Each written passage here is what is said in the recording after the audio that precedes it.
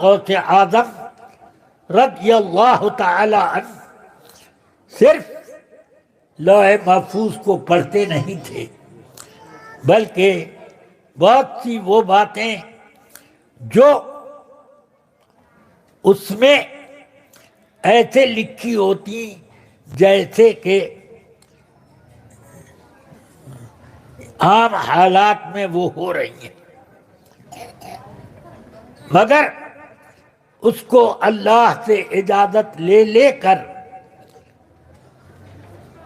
اصرار کر کر کے یہ اجازت حاصل کر لیتے ہیں کہ اس چیز کو رب اجازت دے دے کہ میں لکھ دوں کہ یہ سب کچھ خواب میں ہوگا، تو وہ خواب میں ہو جاتا، یہ آدمی قتل ہوگا، سمجھ گئے؟ یاد رکھو، اگر تمہاری تقدیر میں ایکسیڈنٹ لکھا ہے، غوث اعظم کا نام لے کر چلو اور دل اس طرح ان سے لگاؤ کہ سارے وہابیوں کی، بد مذہبوں کی، سب کی دشمنی دل میں بیٹھی ہو، سب سے نفرت و بیداری کا جذبہ بیدار ہو، اور اب غوث پاک کو یاد کرو، وہ ایکسیڈنٹ خواب میں ہو جائے گا، وہ بیداری والا ایکسیڈنٹ خواب میں چلا جائے گا۔ سمجھتے ہو؟ یہ ہے تصرف سرکار غوث الورا کا، اور وہ ایسا تصرف رکھتے ہیں کہ الحمدللہ جس کو چاہے وہ صاحب تصرف بنا دیتے ہیں۔ غوث پاک کو جس مصیبت میں پکارو گے وہ مصیبت دور ہوگی، کام بنے گا، چلے گا۔ وہ تو وہ ہیں کہ کسی کی پریشانی دیکھ لیتے ہیں تو مچل جاتے ہیں، وہ یہ بھی نہیں دیکھتے کہ میرا مرید ہے کہ دوسرے کا مرید ہے۔ اب ابو المظفر کتنا سامان انہوں نے 20 اونٹ پر لاد کر لے جانے والا تجارت کا سامان خرید کر کے اکٹھا کر لیا کہ دمشق ملک شام جاؤں گا اور وہاں پر اس کی بزنس کر کے پیسہ کما کے لاؤں گا۔ اب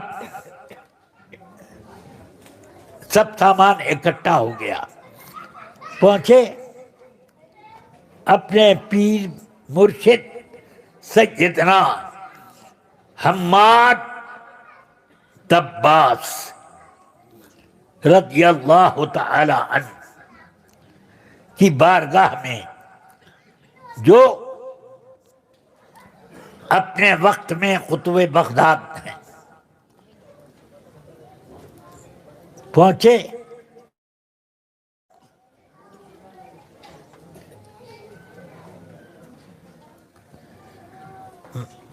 میں نے تمام تجارت کے سامانوں کا انتظام کر لیا ہے اور میں کل جانا چاہتا ہوں ملک شام، ذرا دعا فرما دیں۔ حضرت حماد کی شان یہ تھی کہ انہوں نے نظر اٹھائی، لوح محفوظ پڑھا، اس میں یہ لکھا ہوا تھا کہ یہ ابو المظفر جائے گا تجارت کرنے، اتنا اتنا مال لے کر راستے میں قتل کیا جائے گا اور جتنا کما کے لا رہا ہوگا سب لٹ جائے گا۔ انہوں نے کہا کہ مت جاؤ، کہ حضور بڑا نقصان ہو جائے گا، میں نے بہت قیمتی مال اپنی زندگی بھر کی پونجی لگا کر خرید لیا ہے، اب میرا بڑا گھاٹا چلا جائے گا۔ میں تم سے کہہ رہا ہوں کہ تم قتل کر دیے جاؤ گے۔ اللہ نے لوح محفوظ میں یہی لکھ دیا، حضور کچھ تو کیجئے کام چلے ورنہ میرا بڑا نقصان ہوگا۔ فرمایا میں کہہ رہا ہوں وہی کر۔ بس وہ منہ لٹکائے ہوئے بہت افسردہ خاطر چلے آ رہے ہیں اپنے گھر کی طرف۔ راستے میں سرکار غوث الورا نے ان کو دیکھا، فرماتے ہیں ابو المظفر تم کیوں بہت تمہارے چہرے پر افسردگی اور غم و اندوہ کے آثار ملتے ہیں، کیا بات ہے؟ کہا حضور ایسی بات، پیر صاحب سے میں نے کہا تھا کہ سب سامان تجارت ہو گیا ہے، کل سفر کو جا رہا ہوں، دعا فرمائے تو وہ کہتے ہیں تو قتل کر دیا جائے گا، مت جا، سارا مال لوٹ لیا جائے گا، مت جا۔ اب میں بہت پریشان ہوں کہ وہ مال میں کیا کروں، اونے پونے بیچوں گا تو میرا تو کباڑا ہو جائے گا۔ تو غوث پاک فرماتے ہیں جا، عبد القادر ذمہ دار ہے کہ تجھے حفاظت سے بغداد آنا ہے، اس کا عبد القادر ذمہ دار ہے۔ اب وہ چہرے کی کلیاں کھل اٹھیں، گئے اور نکل گئے۔ اب واپس آنے لگے، ایک جنگل میں کوئی سرائے تھی، یعنی ہوٹل، رہنے والا ہوٹل اس زمانے میں ہوتا ہے، پہلے سرائے بنتی تھی، اس سرائے میں رکے۔ سرائے کے حمام میں اپنی وہ اشرفیوں کی گاڑی کھول کر تاخچے میں رکھی، غسل کیا اور کپڑے زیب تن کیے، وہ گٹھری اٹھانا بھول گئے اور آ کر عشاء پڑھ کے سو گئے۔ آدھی رات کو خواب دیکھتے ہیں ڈاکوؤں نے پورے قافلے پر حملہ کر دیا اور قتل و غارت کا بازار گرم ہے۔ اتنے میں ایک ڈاکو آیا، ان کی گردن پر ایک تلوار ماری، اب یہ گردن پکڑ کے اٹھ کے بیٹھ گئے، یا اللہ یہ کیسے؟ اب وہ خواب میں جو دیکھتا ہے آدمی، اس کی تکلیف خواہ محسوس ہوتی ہے۔ اتنے میں اشرفیوں کی یاد آئی، یوں ٹٹولا تو اشرفیاں غائب، کیا رے لوٹ لے گئے سب، کیا ہوا؟ دماغ پر زور دیا، اوہ ہو حمام میں گیا تھا وہیں بھول آیا۔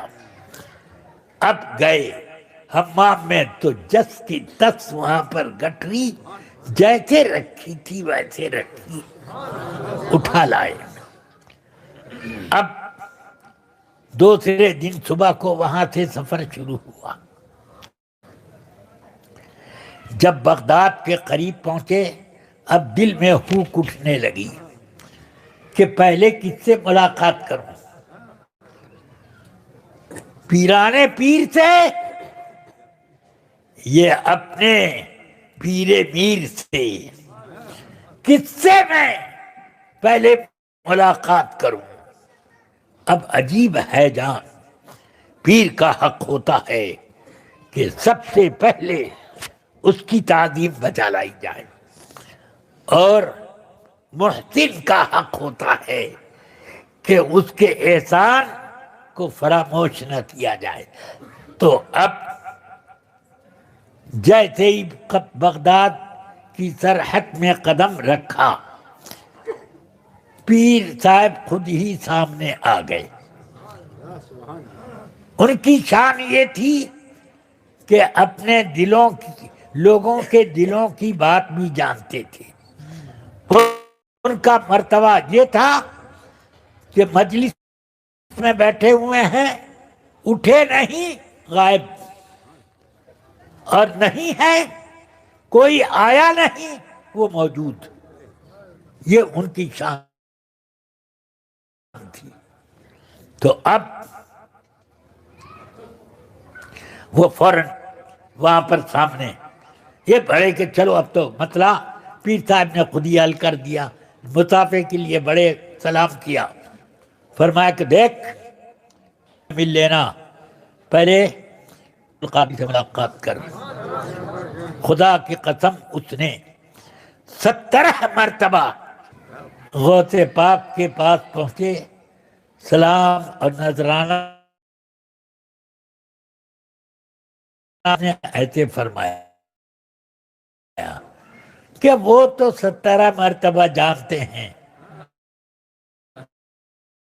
70 مرتبہ اللہ سے دعا کی تیرے لیے، تو اللہ نے مجھے اجازت دے دی کہ تو جو چاہے اس میں بڑھا دے. تو میں نے یہ واقعہ خواب میں ہوگا یہ جملہ بڑھا دیا. تو اب آپ سوچو کہ میرے سرکار غوث ورا رضی اللہ عنہ دوسروں کے مریدوں پر بھی دست شفقت رکھتے ہیں. تو اگر آپ سچے مرید ہو، خواہ مخواہ کی اب ارے غوث پاک کے سلسلے مرید ہیں، مگر وہاں بڑے سے دوستی نہیں چھوڑوں گا، اس کے ساتھ رشتہ داری بھی کروں گا، یہ کروں گا. تو یہ رسمی پیری مریدی ہے. اس کا اثر اگر نہیں ظاہر ہوتا تو اپنے آپ کو کوسو. سمجھ گئے؟ اعلیٰ حضرت نے ہمیں فرمایا یک در گیر محکم گیر، ایک دین پکڑ مضبوطی سے پکڑ، ہاں کہ ہلنے نہ پائے.